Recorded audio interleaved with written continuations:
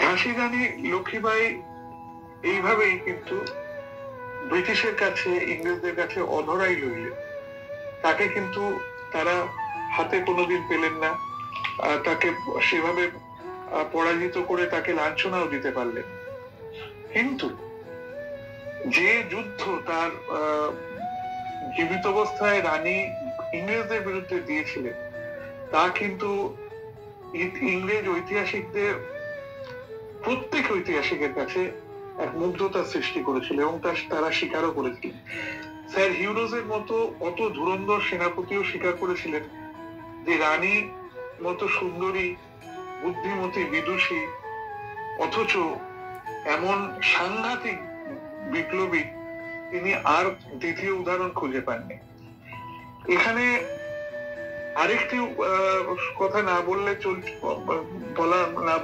চলছে না, সেটা হচ্ছে লন্ডন শহরে প্রকাশিত 1878 খ্রিস্টাব্দে কর্নেল ম্যালেসন একটা পত্রিকায় লিখেছিলেন রানী সম্পর্কে, whatever her faults in British eyes may have been, her countrymen will ever remember that she was driven by ill treatment into rebellion and that she lived and died for her country.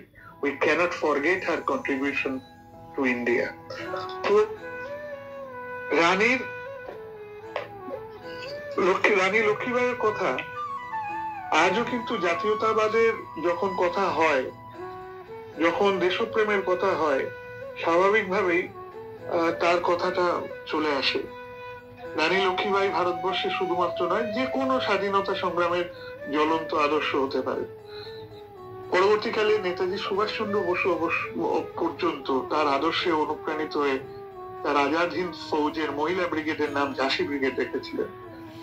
আজও মধ্য ভারতে কান পাতলে শোনা যায় চারণ কবিদের গলায় সেই গান, যার দুটো চরণ, খুব লড়ি ও মর্দানি, ও তো ঝাঁসি ওয়ালি রানী থি।